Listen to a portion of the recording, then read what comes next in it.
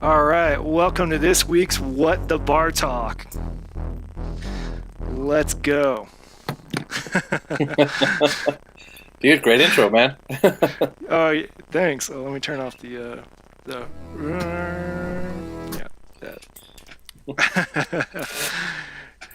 Were you using Frederick. we're using a reset signal there at the beginning to keep restarting it, or? No, what I was doing is, okay, so let me show you what I was doing. I had my drum muted so that you didn't hear too much drum, and I just turned on the Mega Drone, and I started out with just one little oscillator doing its thing because it just sounds so cool when you bring in that, like, hold on, get in tune, buddy. There we go. That part, yeah, I just love that.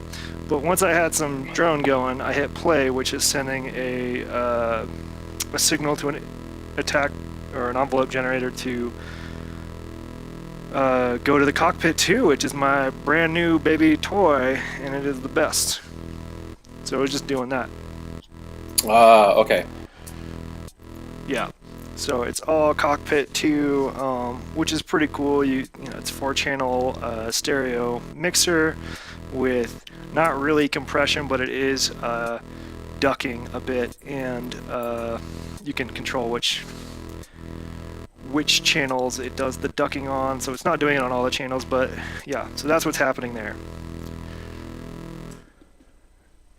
Love it. Very nice.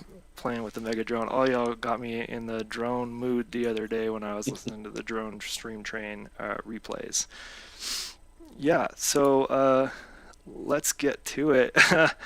So Bartok, the master of cables, asked me right before the show a really good question. Do you want to just ask again, and we can get into it? Yeah. So, what kicked it off is I heard something that you played that, bounced back and forth between my left and right channels.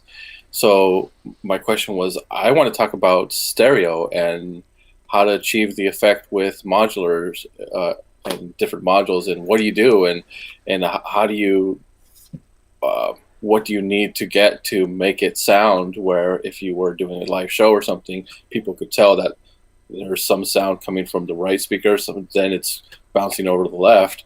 And I try to do stuff, and I never know if it's actually working. So, yeah. Yeah, so I think the key with stereo, well, there's a few things. You can use it for a variety of different stuff. And I've played with a lot of it at this point because I now have some stereo modules and I've been basically experimenting a little bit. But for this particular effect, it's very basic. It's like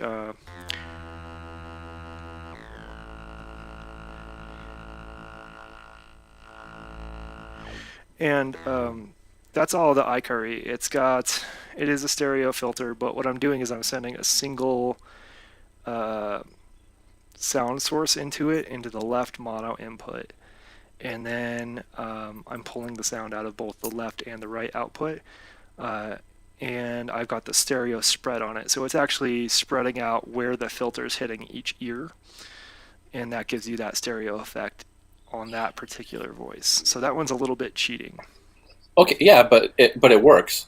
Yeah. So you don't need to have two sound sources going into it. You just have one in the input, and then from there it splits it and it cheats, but it creates a stereo effect.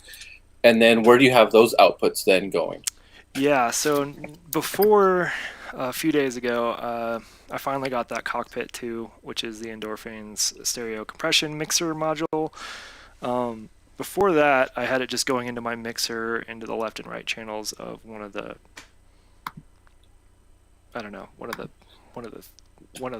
columns. I guess I don't even know how to talk about mixers.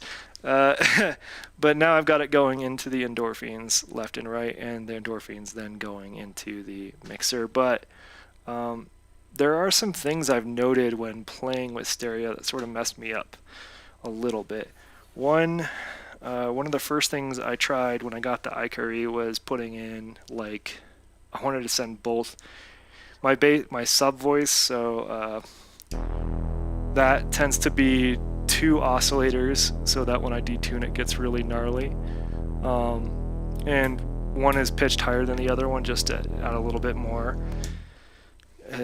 distortion to it, or phase cancellation, that kind of stuff. Right. But when I did that through the iCurry, so I put one in each channel of the iCurry, and this would be the same with any sort of stereo mix, I no longer want to have one at a higher pitch. Like, I'll keep them both in the same octave range, and it sounds really fat on headphones, which is awesome. But when I have my speakers set up, really, it's not super noticeable, and I don't love it. So I just sort of like the sound better when I had basically the voices combined and canceling each other out a little bit. And then the iCurry spreading them out. So that's one thing I tried that I liked a little bit better. So that's what's going on, or that was what was going on in the iCurry. Right now I have the iCurry on a different setup, but yeah.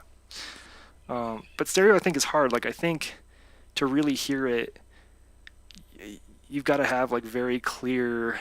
Like, it can't be subtle. Like, when it's subtle, you can feel like the widening of the space a little bit, but like ping pong delays are where it's at on particularly notable voices. So like I tend to do it on higher pitched ranges, so Right. that kind of stuff, and that's about it.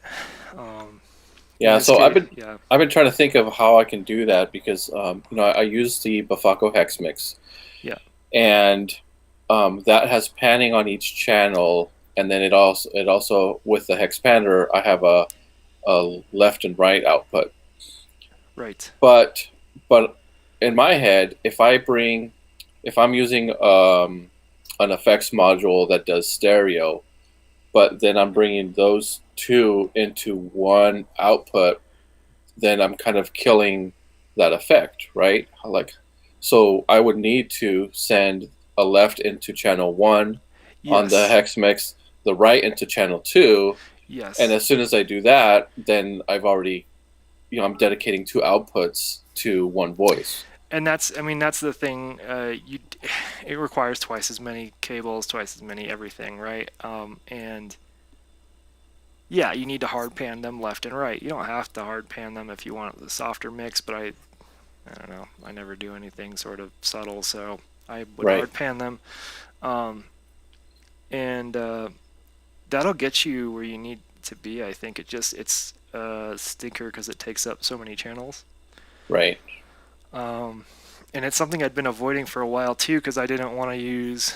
Like it took me a long time to have enough VCA mixers that I'm not stretched for channels at this point, at least on my modular. right. But Um, it seems like the cockpit kind of does that without you needing that many to utilize that many inputs. Is that right? uh, yeah. So okay, so the way the cockpit 2 is set up, I both love and don't love a little bit, but it's 4 stereo inputs, so TRS. And it does come with like, actually, let's get the box because it's pretty cool. Where'd I put it? Comes with this pretty fancy airplane box. Let's see, get that right in front of there. The cockpit squared. But it does come with like a splitter cable, so I guess it's not even out of the bag because I have my own, but two mono on this end and then a stereo on this end. So when you're using it with the cockpit 2, you actually do need like a stereo cable to go between this and then like adapter like these. Maybe they plug into the module or not, but I don't love that part of the setup. I almost wish it was slightly bigger with 2 inputs per 2 mono inputs per stereo channel, and you can configure it to. Oh, my mixer is the Zoom L12, Frederick, and it rules. I might get a smaller one too. Sorry, side note. What was I gonna say? It's configurable on the back, so when you pull it out, and I'm not gonna do this because it's a pain Right, for me because the ribbon cable I just can't. My hand's too fat to reach, so I have to take maths out to get the cable for the. Anyway, it's a pain. But there's little jumpers to configure each channel set. So you can say, I want channel 1 to be mono, I want channel 2 to be stereo, channel 3 mono, channel 4 stereo. So you can convert them that way. So they don't have to be stereo inputs. And and yeah, please Zha Zha Ding Dong. I don't even know Zha Zha Ding Dong. Hey Schmooster. I think the link's still the same, so if you feel like popping in Schmooster, just do it. What was I gonna say? Yeah, so it's a little janky with cables. Like I started looking for like efficient ways to get these from stereo to mono, because right now it's hose a dongle to stereo cable. Anyway, that's right, all right. So I don't love that aspect of it, but it's compression module. It's exactly what I want. It's compact. It means that in a pinch, I have all of the mixers I need for a live setup on here. right. If someone allows me to blow up their speakers. Yeah, so that's one of the reasons I got it. And when I build another case, like I've been talking a little bit about building a Eurorack specific case about the same dimensions as one of these. One of these cases, not the whole thing, because I don't have that much money. It's just going to be an empty Eurorack case for a long time. But when I do that, I want something like the hex mix, or rather, I want a module. Let me adjust something. Just a minute. I want a module that lets me. Like, I just want CV input on a pan. Like, I want to be able to put in a left and a right on a channel, and then CV input on the pan. Yeah. Because I want to automate that stuff, so I have my own like weird stuff happening. Like, essentially, what is built into the iCurry is so sick, but I would love it as either its own module or part of a VCA mixer or something. Right. Right. Yeah, so I still don't have stereo figured out in terms of modular. With some other things, it's kind of nice, phasers and stuff like that, and chorus. Yeah, I do want a phaser module. I don't think there's enough phasers in modular, so weapons mass destruction axis. All right, I'll take recommendations. My other agenda today was maybe to go shopping. Not necessarily buy anything. Axis. Let's see. What am I looking Yeah, at? and the other one, and Robbie mentioned the WMD performance mixer. He says that one has CV panning. The hex mix does not. Yeah, I know the hex. I took a look at it. Yeah, I know the performance mixer is there. It just feels like I have to look into it more to know if I want to like it or not. It feels like a lot, but not necessarily the price. I think the price is exactly spot on for what it is. Yeah. I mean, it's a full-fledged mixer, but yeah, I just need to learn more about it. And I never like to spend time learning about mixers. Like, it's I don't know. It's not as exciting as like a filter, I guess. Right. Right, but it's one of those things where a lot of people don't really look into. Even if you were just getting a 4:1 or a 6x mixer or something small, it gets overlooked a lot, and then you end up with all of these modules, and you have let's say 10 outputs, and you've only got one little output module. So they're definitely important, Yeah. whether you go with something big like the performance mixer or the hex mix. And to be clear, the performance mixer is pretty small for what it is. It's very compact for a mixer. Yeah, but you fall into that concern that it's still big as far as how much HP space it is. And when you're starting out, when you're looking at filling a rack, dedicating, I don't know how many HP it is, but dedicating that much Yeah. space to like a mixer just sounds daunting and kind of scary. Shmoosher brought up some really good ones. We had actually talked about these on the Discord. Is the Chaos Praga, and I don't know how to pronounce the HRAD, HRAD. Chaos. That combination would be really good too, and I think there are only 4 channels. Is the HRAD also chaos, or is chaos like? Yeah, it's also chaos. Okay. I'll have to look that up after. It's an expander for the Praga. Oh, I see what you're saying. Okay.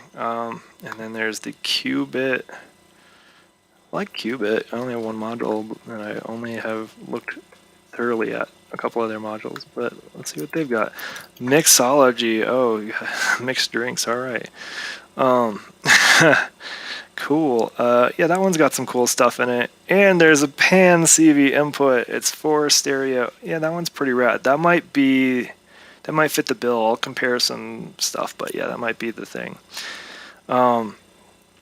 Let me actually share that. I think I can do that. Let's see here. Share. Oh, I guess not. Not yet, anyway. I basically would have to restart. I think, yeah, later. The browser, and I'm not going to do that mid-show. So, we'll just have to imagine a beautiful qubit mixer. Here's the link for those going along. Yeah, I do think mixer is the thing that I would love to see more compact and better. Like the L12 is actually pretty rad. But I think in order to start prepping for the fabled in-person show, I need to like reduce the amount of gear I'm taking. So I'm actually I've been starting to migrate things into the mixers I have here. So like the instruments I think I'll bring, I'm plugging into here to lighten the load on that mixer. So there's just one out coming out of here for all of my instruments. That would be the ideal, but we're getting there. Yeah. Qubit Synapse.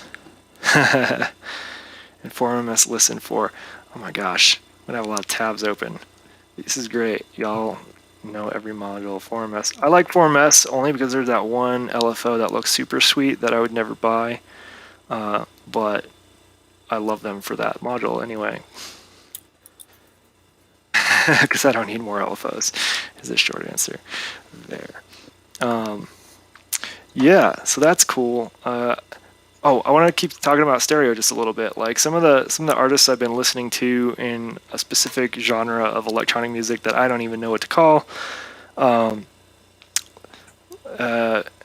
been using stereo pretty heavily. So they use it in a few ways. One is to sort of give you that circling effect. So if you've got an ARP going, having a slower left and right panning of the ARP. Yeah. And there's an artist, I don't know how to pronounce their name, but Helen Vogelsinger. You know what, I'm just going to share copy link. I'm going to share that in the chat just because it is an awesome album.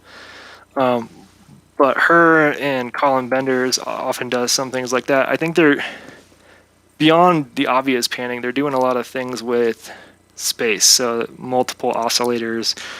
Maybe one is slightly out of sync with the other to give you a bigger space, that kind of thing, or even just different sounds. So that's something I've been wanting to experiment and just get a better feel for.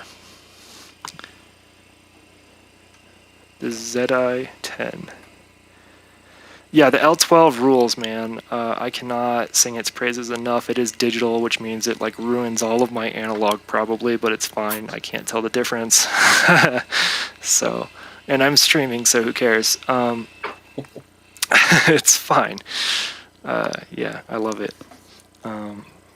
There was also Frank Martin. He just recently released a quadraphonic album. Quadraphonic, yeah, that's a whole new level of. I don't even know what to do with that.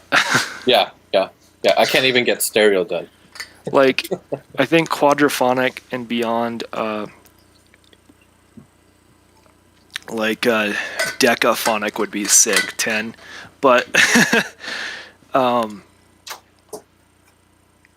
feel like that needs to be in person to me. Oh, yeah. Like, obviously headphones aren't going to do the trick no matter how many speakers they cram into these things. But actually, you know what? You have to wear 2 pairs of headphones. That's not even it. There's spatial. There's headphones coming out that are sort of spatially aware, or there's apps that are starting to experiment with that, where you can like essentially get the effect of having 2 speakers and moving your head around. So like when you're right in the middle, you get a little phase cancellation and stuff like that. So maybe something like that could mimic the quadraphonic without having to have 4 speakers and a weird mixer and a weird way to play it all back and all that stuff. But I'm not there yet. Hey, Antone. Yeah. Hey, Antone. Welcome, y'all. It's the first ever What the Bar Talk this week. What the heck is canceled forever? Yeah, and yeah, octophonic. Yeah, the more prefixes or numbers for the prefix that we add, the cooler it's going to get. I was actually really one of the things I love daydreaming about a little bit is Sam Battle from Look Mom No Computer talked about when he made the Mega Drone, and its 10 channels having 10 speakers, one on each channel, and just like walking around the room with that drone going. That just seems really super cool to me. Yeah. Yeah, this is what the bar talk or want to buy. So we're gonna go shopping today, I think, a little bit. We already are talking about mixers. Bar talk. What do you want? What module are you lusting after, or what type of module rather? Um. Yeah. Nothing too crazy. I was looking to just fill out. I've got a few gaps left, um, and I've been considering either some logics. We talked about that a couple weeks ago, um, or just maybe a little sampler that I can play around with. I don't have anything like that, so I was looking at the music thing, modular, the radio music. Um, just something that I can add a little color here and there. But I've been trying to kind of stay away because I really want to just get comfortable with what I have, and I also don't have that much room left. So I need to be selective, and I worry that I'm going to start looking at um, like the piston Honda that's been on my list since day one, I think, and I've just never gotten it. But in this iteration, if I do that, then I have to really change what I'm doing. So I'm I'm not shopping right now, but That's you might get me shopping. okay. Yeah, those are all cool things. I'm sort of in a similar boat. Like I haven't purchased anything new in a long time. I guess since the Cockpit 2, which I ordered in like 2.5 months ago or something. And I gotta say, like, I haven't felt the need to purchase more things. Like, yeah, I'm lusting after lots of modules and synths and stuff like that, but I don't feel the need to get it right now, which is a great spot to be in because, like, learning what I have deeper is great. And also, there's an added benefit of, like, installation time costs. Like, the Cockpit 2 it's really just like you flip a couple things on the back and you plug it in, right? Hmm. But it also means I have to rethink my entire output system. Like, Right. like I have to rethink everything I'm doing and then keep experimenting with that. And that was not low. Like that probably took me an hour for absolutely no real gain. Yeah. Well, Except, yeah, it's no. I mean, there is a real gain, but it's nothing discernible. Where throwing a new filter, it's obvious what yes, that is. yeah, Yeah. Yeah. yeah. And I also probably not happening, but I'm already daydreaming about converting the Cockpit 2 into a Cosmo module. I'm not necessarily like rebuilding the whole thing, but maybe throwing some quarter-inch jacks and a new panel for it. Because it's one that I want to interact with. It's a mixer, right? Like I'm constantly mixing stuff, and where it's located is like right at the nexus of all of these cables here. So like to get in there and like turn a knob is already kind of a little annoying, but to Right. turn the right knob, I constantly am turning the wrong one or meeting like turning the compression off the wrong one, or like that kind of stuff constantly. So I just got to get used to it, I think. Or you need taller knobs. The taller knobs, that, well, let's look at it. Um, You get like, some extensions on them. yeah, I could go that route, but I don't think that's really the problem as much as because I'm standing up at this exact angle. Right. A lot of the time, I can barely see the LEDs. Like I can tell they're lit, but not necessarily which LED corresponds to which knob. Um, which isn't a flaw in their design. It's just where I put it. Right. It Um, just happens to be where it's yeah, landed on the system. yeah. And so that again needs more iteration and things like that. So Yeah. Which you could try to address with some cable management, some zip ties that you can move around, or like the Velcro ones, so it's not fixed. I mean, I've got the Velcro ones, but I don't. Yeah. Yeah. It's not really. Do they make compressors in modular? Yeah, they Oh do, yeah. Antone. Yeah. Um, I use they're- the WMD muscle or yeah, MSCL. yeah, and so there's like the ducking compressor modules, but there's also there's a handful of like more like limiting compressors and more like that kind of stuff.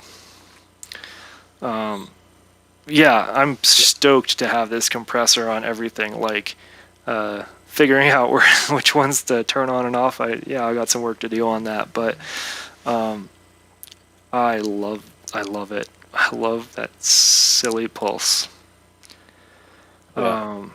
And here we have some good ones on the chat. MI Yeah, streams. Disting, yeah, has one of the modes as a compressor, which I actually used for the longest time before I just got the WMD one. And that's a good thing about the disting, right? Like, I see it as a Swiss Army knife module where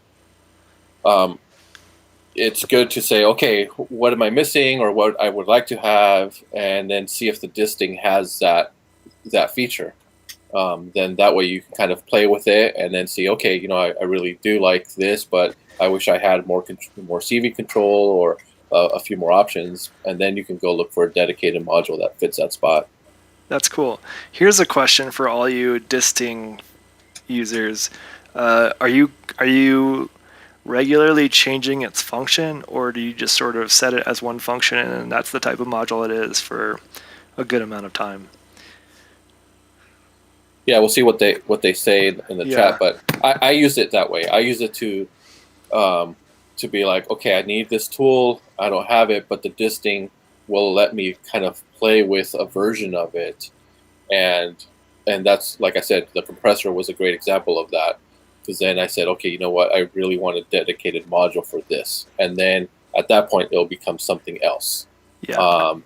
And that's kind of how I use it. It's where I find a gap in my system, the disting can fill that, and it stays. So I don't really go around playing with it.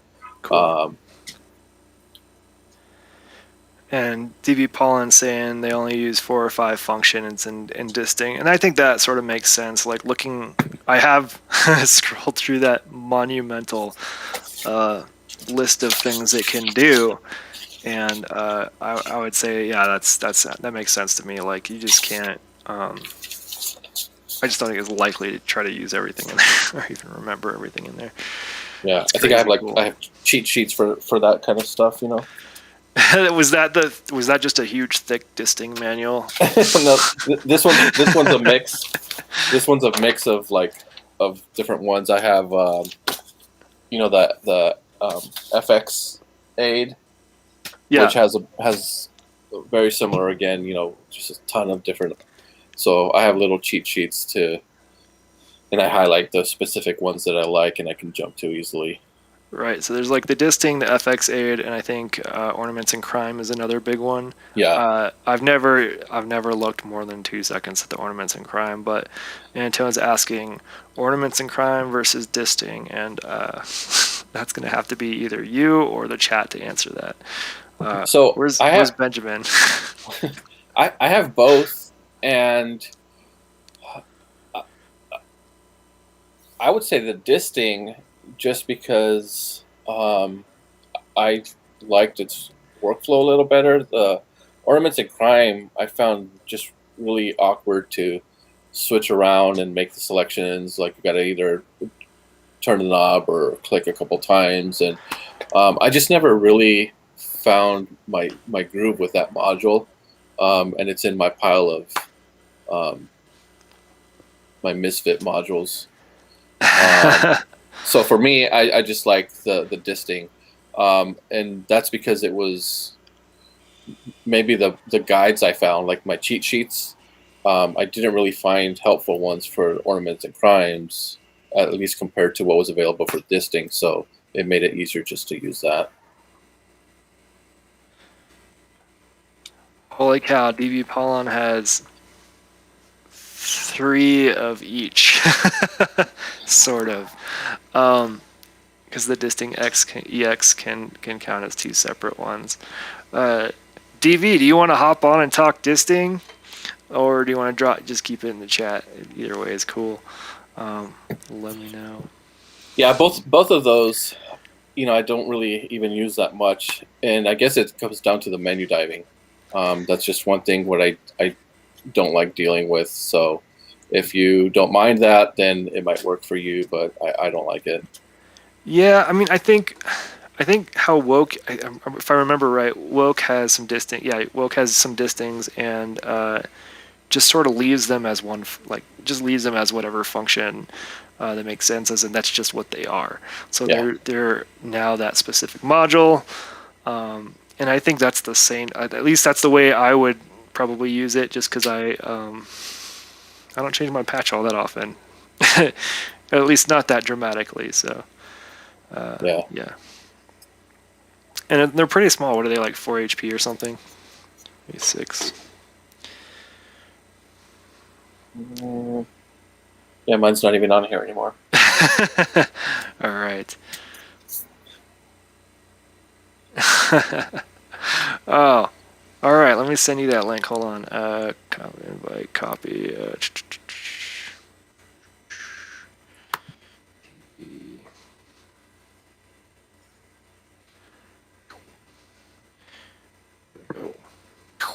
There you go. There's the link. You know what to do. Yeah, jump in here. Yeah, plenty of room. Have someone that knows what they're talking about. Yeah, I very much don't. That's why this is what the bar talk now. Yeah, I don't know. You mentioned samplers earlier too, and I think sampler is like, it's like almost like a wild goose chase, or like trying to get the golden egg or something. Like it's something that no one has. I don't know, maybe very few people have found the sampler that jives with them, that does what they want. Like samplers, like I've got one that's pretty good, but I saw a video where they had like actual radio recordings that you can get, like the old recordings for free. Yeah. And they actually made it sound like you're switching radio stations, and I'm like, oh, that's really cool. Like I'll build one just for that effect.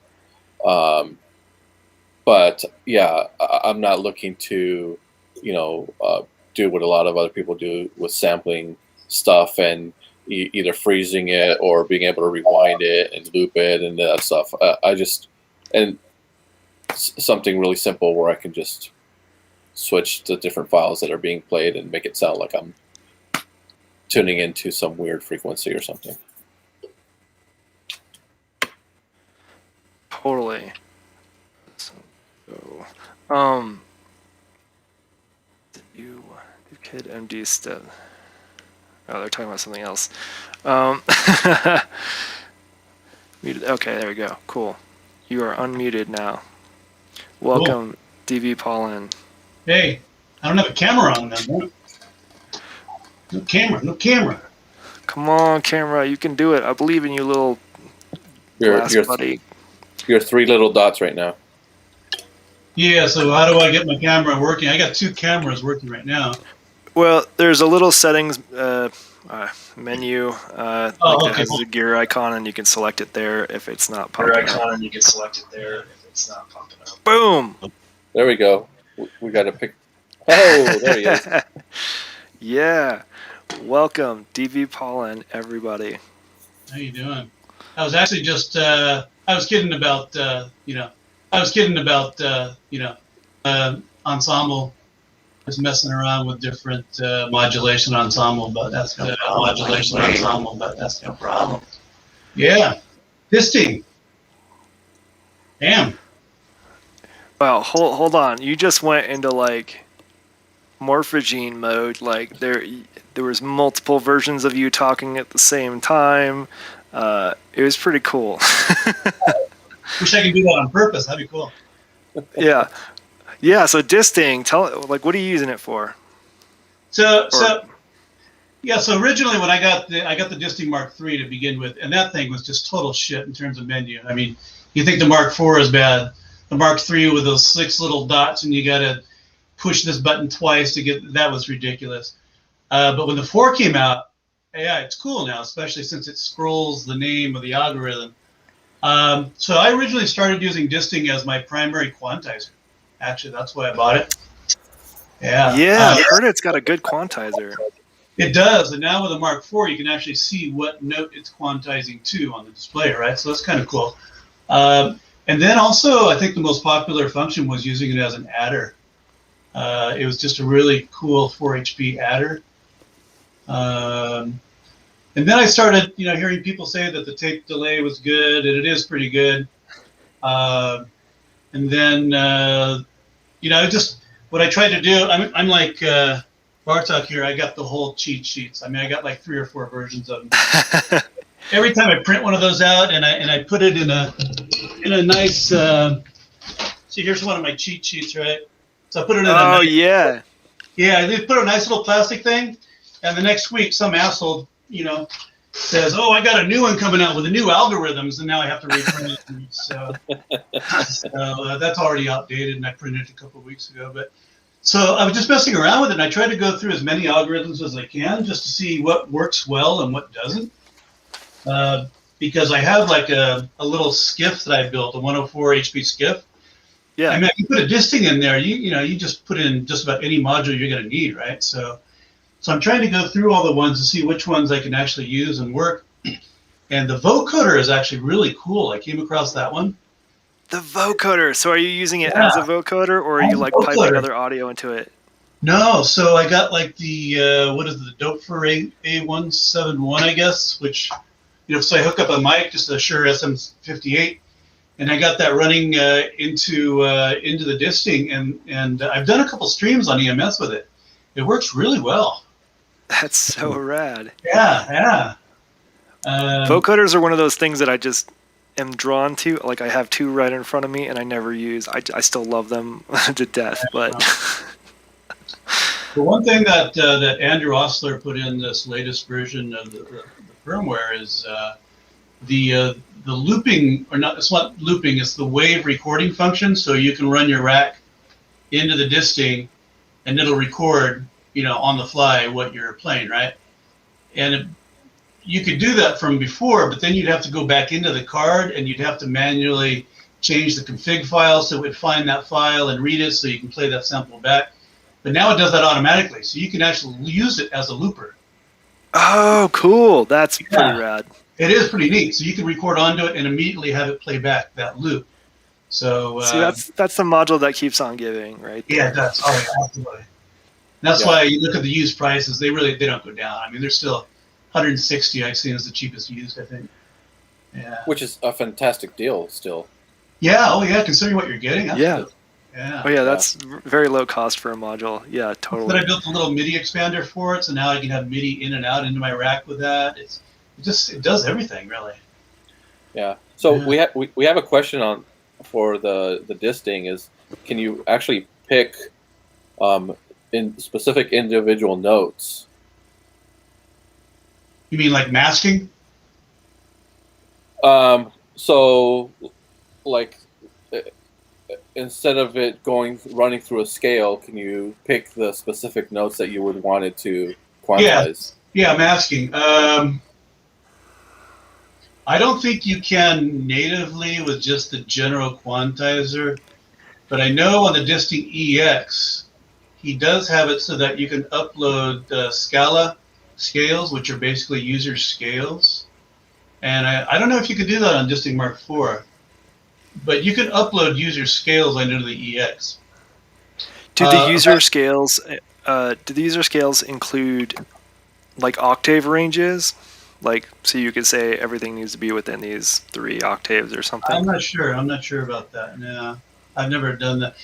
It doesn't do masking on the fly. You can't say I want a C major chord, but I want to leave out, I want to leave out the Yeah. E or something like that. You can't. Yeah, yeah. So could you trick it though by just doing some sample and hold combination with something else and have it skip the notes you don't want? Well, it can act as a sample and hold. It basically acts as a sample and hold when it quantizes, right? So when you send in like an LFO or something, it's only going to quantize it to those notes that are in the scale that you pick. So, but it's not a. I don't know if does it have a trigger.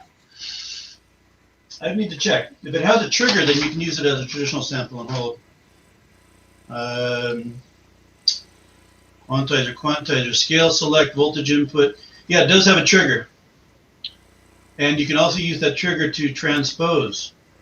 So it has a transpose mode as well. Cool. Yeah, so you can have it so that, you can play something through it and it'll only quantize when you have it triggered to quantize. So if you send in, a sample and hold, variable signal and hit the trigger, it'll quantize it to whatever you hit that trigger at. Yeah. That's pretty cool. Yeah, that's now on my list. I was joking with Oz. I told him, hey, look, you're running out of letter number combos here. I mean, you're at, what's he at? He's at J8. He's on K and now. So Oh my gosh. pretty soon he's going to go through the whole alphabet. He says he's almost saturated the output of it, the processing power, with all and that's what his limitation is right now, basically. But he's still looking. I know we were talking about him adding a logic function in there.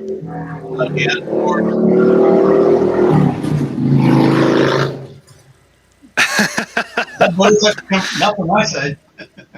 That's my side, sorry. Yeah. So there's still some things he wants to add. That's cool. Yeah. But he's pushed it almost to the limit. That's crazy cool. Yeah, it's really almost at the limit now. I mean, and the Time for Mark 5. Cool. But I would suggest if anybody is serious and they really want a disting, just save up, get the disting EX. I mean, you got two of them for less than the price of two separate Mark IVs, plus the processing power is like quadruple of what the disting Mark IV is. Oh, interesting. Yeah. Well, Yeah. it would need to be okay. Plus the multi-sampling on it's just absolutely fantastic. Oh, cool. Yeah. Very, very cool. Yeah. I came in late. What else you guys been talking about? We were talking about, let's see, what do we start off with? Stereo. Yeah. What have you been up to in stereo land? Pollen? I got two outputs. I've been messing with stereo a lot with some new modules, but in very minor ways in my tracks. So are you saying a stereo versus just sending out a mono from your rack? Yeah, like the default is mono because it's simpler. You need half as many inputs and outputs and all of that. So have you been do you mess with stereo too much?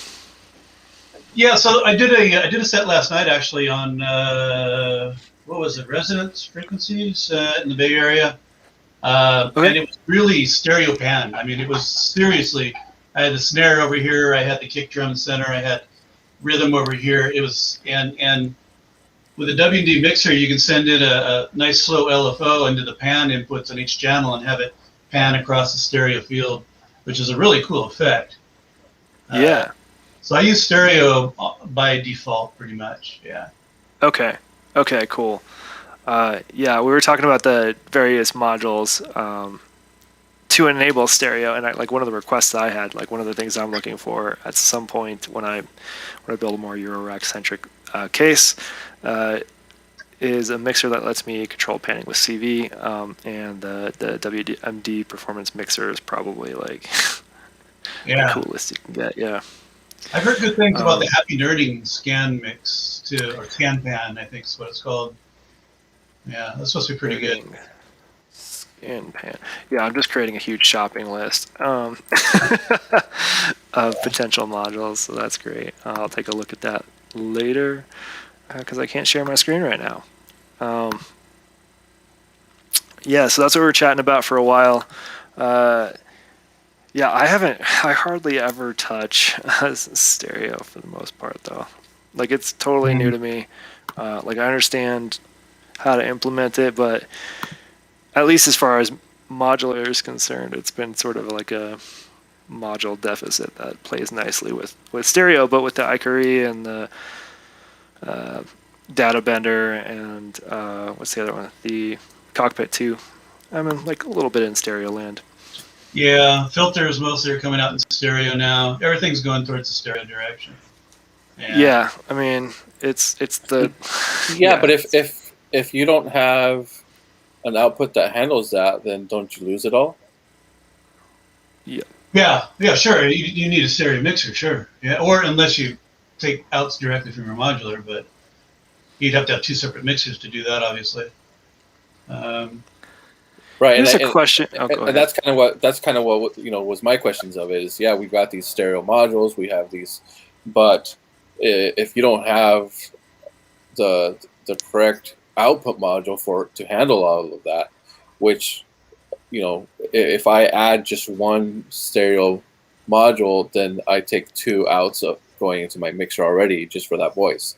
So when I start looking at really getting stereo, then I'm having to double up all of my outputs right now, and I'm using everything on the hex mix. So yeah, no, you're right. You add a lot. You have to add a lot of space to your rack to account for it. That's true. Yeah, it's WMD mixer. I mean, you guys have seen this, right? This thing is. I mean, it's not small. Let me see if I can. I mean, it's a tiny mixer if you're looking at like desk mixers, but as far as modules go, it's huge. And this is not even including the expander, right? For another channels. But yeah, I mean, this right here, these are all the pans. So each channel is pan, and these 7 and 8 right here are stereo. So left and right, but they're hard. Obviously, the hard pan left and right. Yeah.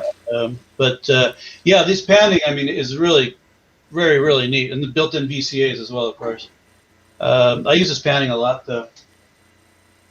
That's rad. Yeah, that's something I would love to be able to do, especially on. How do I do this thing?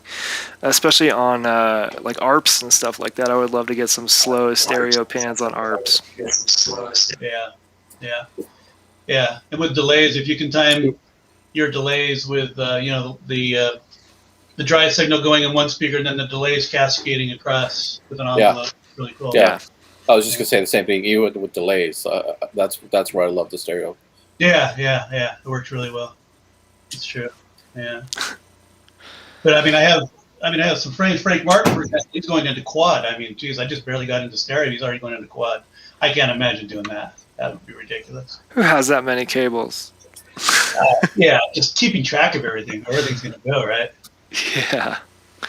Yeah, and figuring out like how to best utilize it, right? Like, if you're only you need 4 slightly different sounding things, whether that's panning or like different audio input. Like, it's just yeah.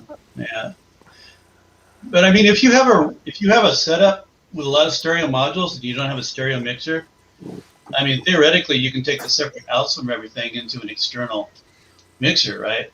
I actually did that in quad a couple of years ago. I mean, there was a quad setup, but I just took the outputs directly from my rack into an external mixer, and they're the ones who kind of encoded it to do quad things.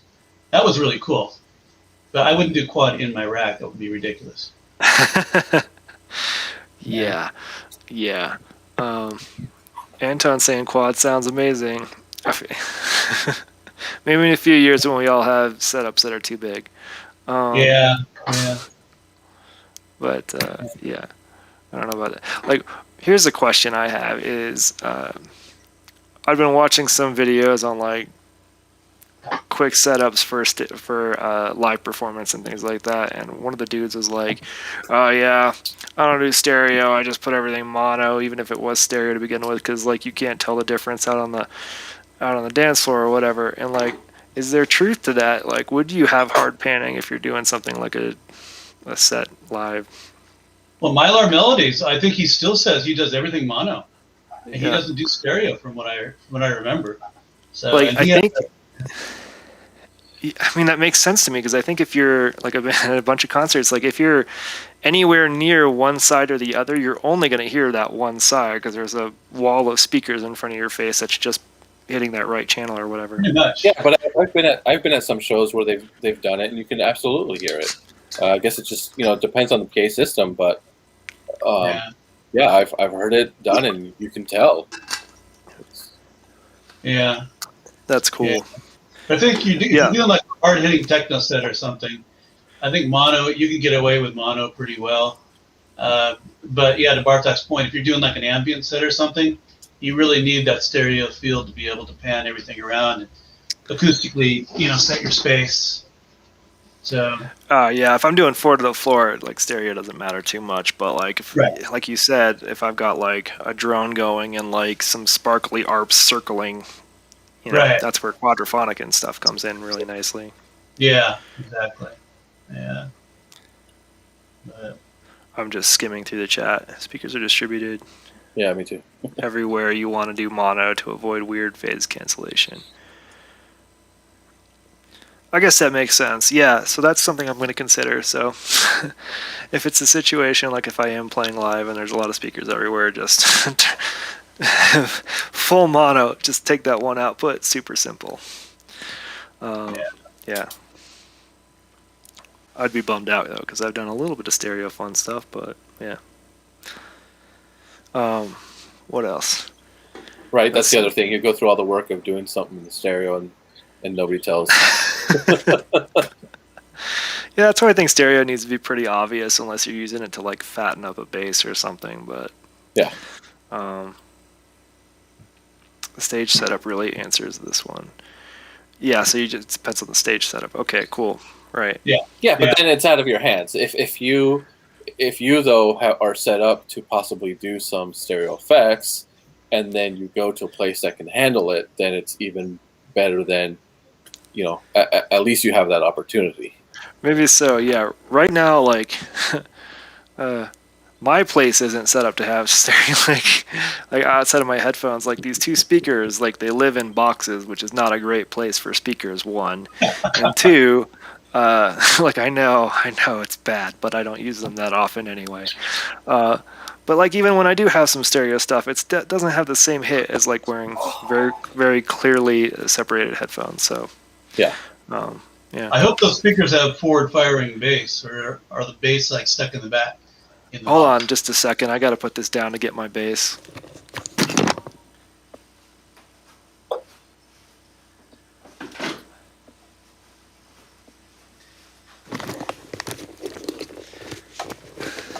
They have exactly as much bass as you can imagine speakers in a little box. But I've got a bass backpack, so it makes up for it. Oh. Yeah, that works. Nobody can hear it on online though. No, but my my headphones do a pretty good job of like giving me a good idea, and yeah, it's fine. Yeah, I would love a bass, but like I use a lot of resonance and things, and my partner likes to not hear that all the time, so headphones.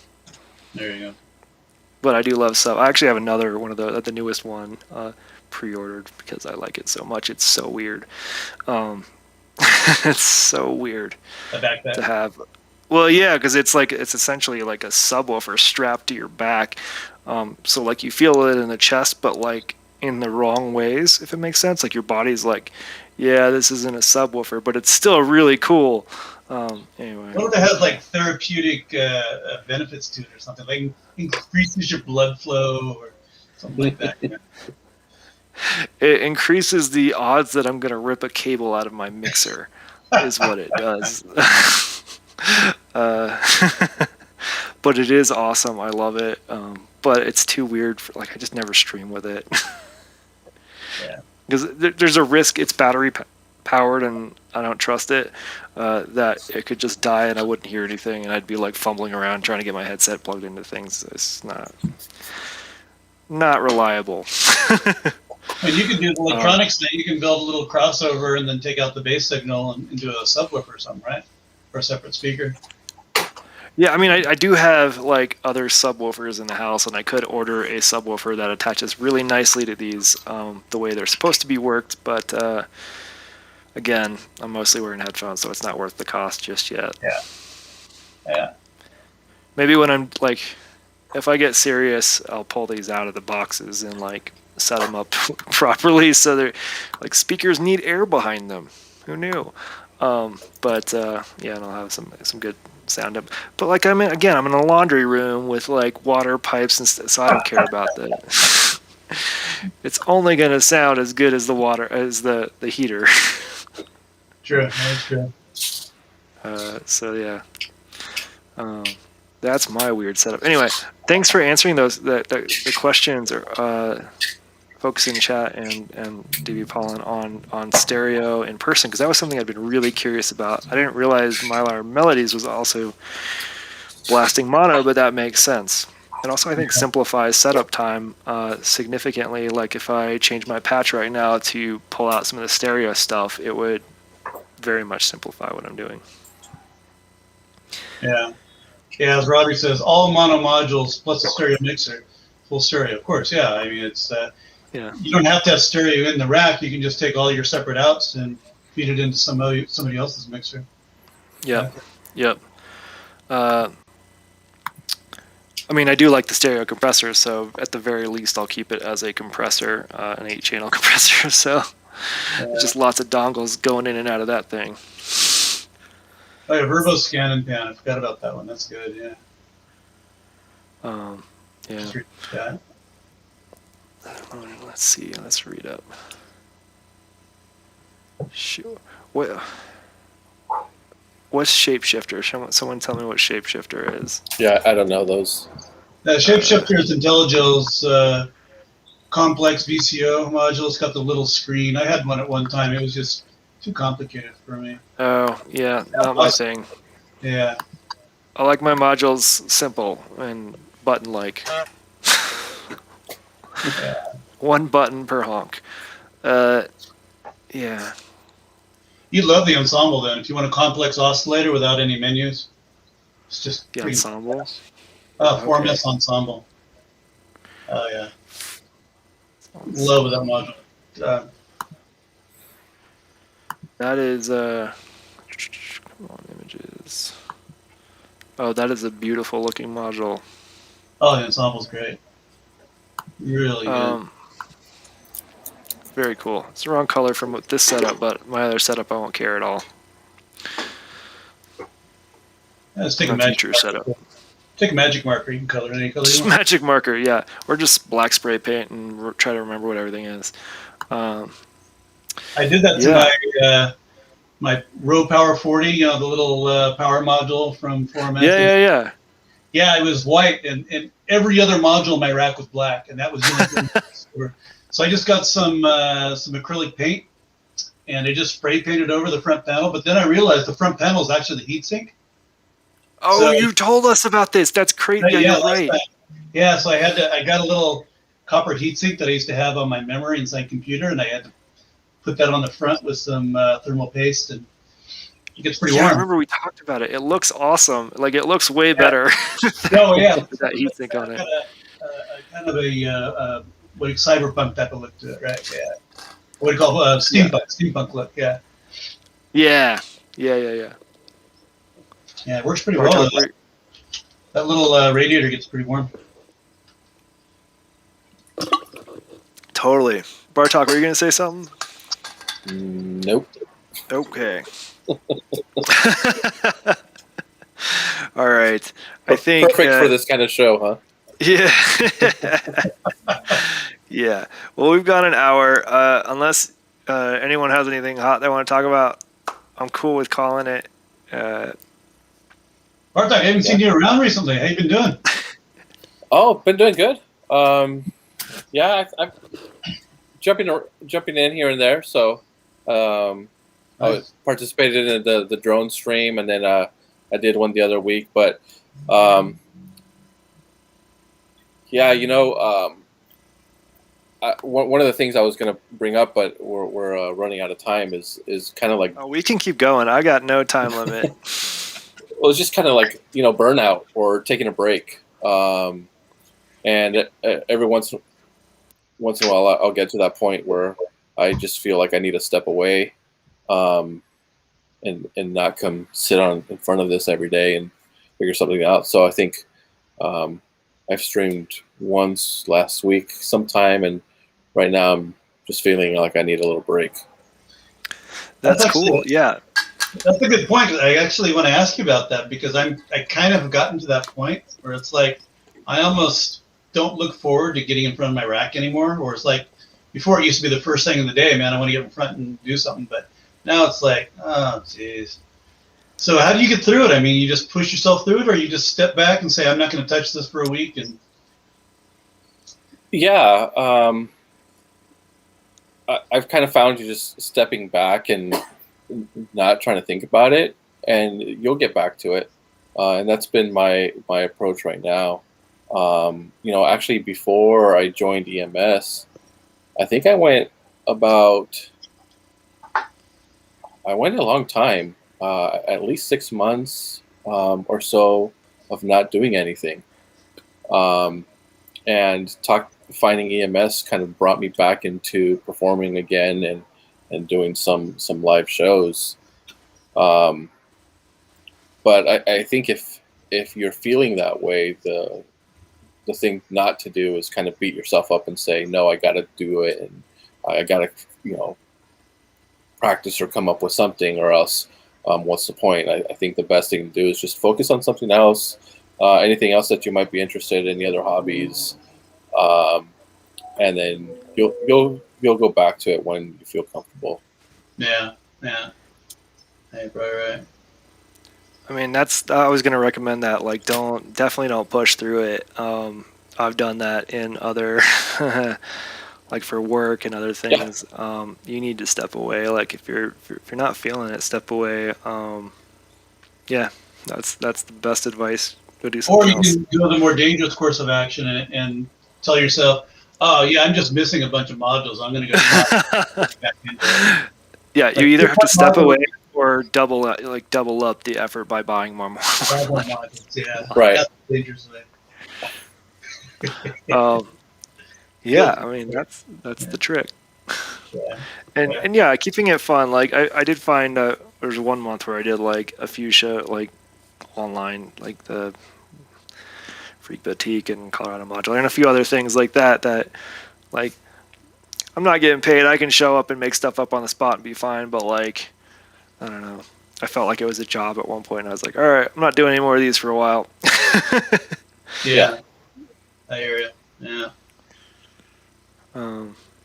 But yeah, just step away. Yeah, I actually give classes on Thursday morning, and that kind of gets me into it because I'm forced to actually put a pass together and explain, the technique and everything, and that's okay. I mean, it kind of gets me going because I'm helping somebody else to do it, right? But yeah, trying to get myself to actually do something for myself has just been a little tough. I'm 8 tracks through a 12-track album, and I just come to a wall. It's like, oh god, no. Oh no, maybe it should be an 8-track album. Yeah, that's a good point. I've actually thought about that. Yeah. Like why 12? What's I don't know. I just felt 12 was a good number, but you're probably right. Or I could do 4 more tracks, kind of the John Cage way, and just do noise. Noise of the 4 tracks, right? The last 4 tracks are an art piece where you just leave your phone on and recording and pretend you don't know that the phone is on and recording.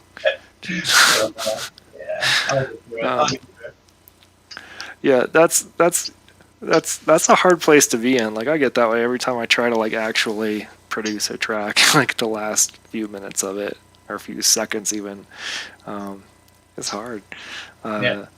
But what the heck does at least get me in front of the module once a week, for sure. Like I usually am there more than that, but like I have an excuse. Like usually the last few weeks on Wednesdays have been like pretty busy days. Like today was super slammed, so I didn't have time to do much prep, but Bar Talk got it covered because it's what the Bar Talk now. But like I've had a little fun, play with my patch a little bit. Yeah, and I think doing some of the New York Patchable Performers series, that for me has been a really good way of forcing myself to come up with something, but it's different because like I have a goal that somebody else assigned me, right? And I'm not trying to sit down and come up with something with the thinking of I need to create a new song, so what am I going to do? And you have that pressure on. And Patchable for Performers has been like, oh, just try this, and then I'm doing it as a fun way, and it forces me to learn my instrument better, and it gets me practicing with it. Yeah. I also over on the one I'm super excited about. Like I like having parameters because they are instant inspiration in a direction that I may not have gone. And over on the DivKid Discord, I think StuJ or somebody started like this weekend patch channel or something like that, where it's a similar thing, but it's like, here's a set of parameters, go patch something cool this weekend, like that kind of stuff. And I'm totally into that. I'm going to try that this weekend. Last weekend, I did not. I was nowhere near my modular.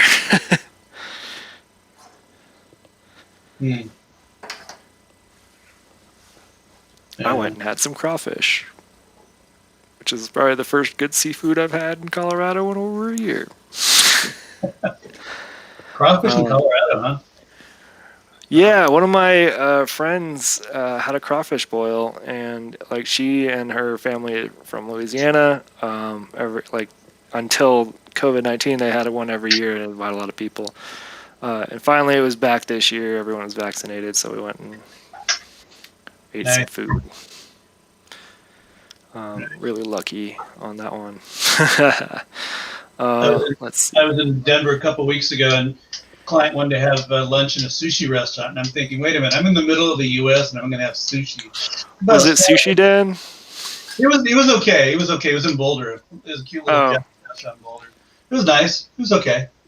Yeah, there's a couple. There's one that I like in Boulder. It's a small one, and next to it is a little noodles place. But it's not like. What was that? I think that's the one I went to. There's a noodle place next to it. Oh yeah, you went to the best place in Boulder then.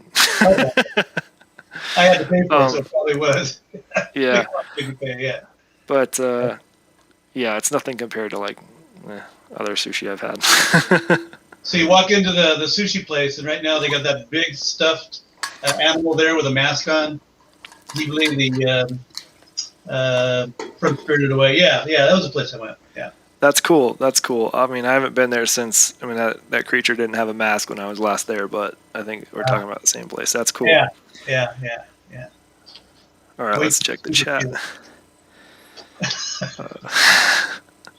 Man, this is getting me hungry. We are spoiled for good. Where are you located at? I'm in LA. Oh, you're in LA. Okay. Yeah. Okay, so you know good sushi and lots of other good food. Yeah, like Robbie said, we're spoiled. Like sushi, burritos, any number. Well, I mean, I would be going for tacos and burritos and stuff because I love that. But anything. I mean, pick a nationality and there's a center for it. It's great. Yeah. Not in Colorado. We don't. We have some, but it's. All right. Barbecue, right, in downtown Denver. Is that still there? Which barbecue? Isn't it called Dinosaur Barbecue?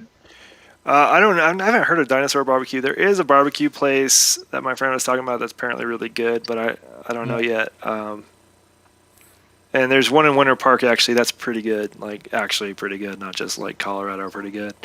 But yeah. Anyway, we need a food stream. I'm going to call this one. Yep. Here. All right. Thank you both for coming on.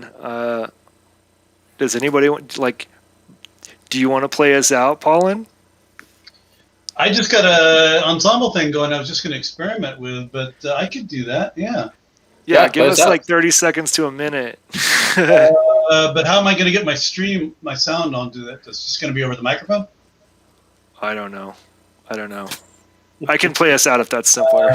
Hold on, let's see. Wait a minute, can I adjust my audio? Yeah, I can do my audio into it. Okay. Yeah. Sure. Yeah, let's do it. Awesome. Thank you.